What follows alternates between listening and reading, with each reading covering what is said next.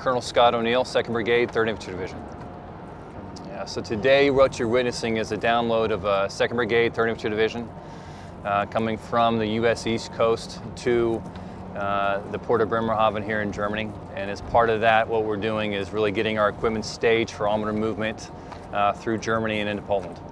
I think it's the scale. I think there's a pattern of activity in Europe that really has been generated around drawing equipment or taking a little bit of the equipment that a brigade combat team might have. But we're taking all of ours.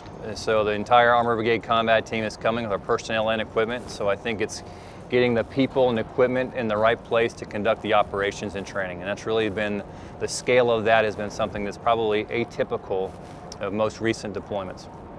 There's a couple different levels, and I think what we're doing here is really exercising the Army strategic readiness. So they're getting our soldiers and our equipment from the East Coast to here, which we're really a training aid for the Army to exercise the strategic mobility of the nation in large respects.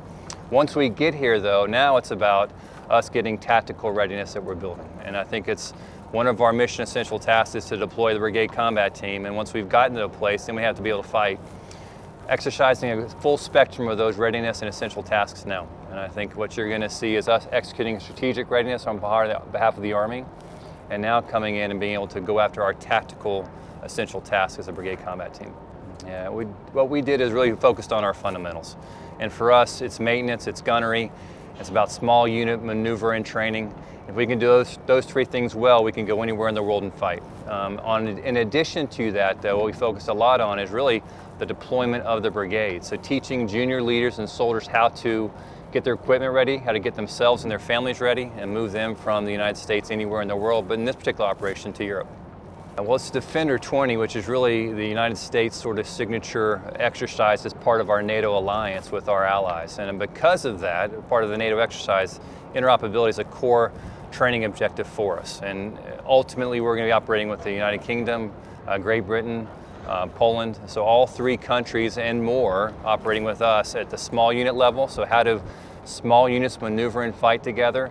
How do larger units coordinate staff actions to make sure that we can coordinate and synchronize large-scale operations?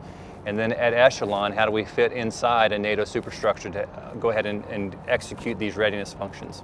Yeah, well, first, to our families back home that allow us to go do this, thank you. It's never easy staying behind, and I think they allow us to come forward and do what we have to do. And the soldiers here, I think, are remarkable. The weather conditions are challenging, and their morale is high, and they have good non-commissioned officer leadership and junior officer leadership really making this happen over there, so very proud of them. I'm Colonel Jin H. Pak, commander of the 598th Transportation Brigade of the Army's Surface Deployment and Distribution Command, SDDC. So today at the port of Bremerhaven, we're conducting the discharge of the first of 3 vessels carrying cargo of the 2nd Brigade, 3rd Infantry Division that's deploying here for Defender 20. This is especially significant because this is the first vessel of all the vessels coming in for Defender, the first piece of combat power being discharged by sea. So what's going on here in terms of delivering combat power through the seaports and through strategic sea lift plays a big role when it comes to the exercise goals for Defender. One of the primary goals for Defender is to demonstrate the U.S. military's ability to deploy a large and credible combat-capable force here in Europe in support of collective defense and collective security. Our ability to operate at multiple ports for this exercise clearly supports that intent. For Defender, we're going to operate in 9 different seaports and in 7 different countries to support the deployment and redeployment of over 20,000 pieces of cargo in support of the largest movement of U.S. forces here in this theater in 25 years. The scale is much larger than the previous Atlantic Resolve rotations because of the number of cargo, the square foot volume of cargo, and the number of units participating in this exercise. However, in terms of locations at ports, we have had a lot of experience in this theater over the years with the previous Atlantic Resolve rotations, getting practice at operating in more and more seaports. So in that sense, it is not a new thing, but in reality an improvement or a continued trend of port diversification in support of this theater. but the scale and volume and number of units certainly is historic. At every one of those 9 seaports I mentioned for this exercise, it takes a team of teams to do what we do. SDDC is really not a large organization, and it takes a lot of support from from multiple partners, the host nation government to allow us to use the seaport, our relationship with industry that provides commercial labor to operate at this port, the support from host nation military for force protection and security, and some of the sustainment out here, as well as other U.S. Army units that support operations such as this, such as from the 21st TSC and the 16th Sustainment Brigade.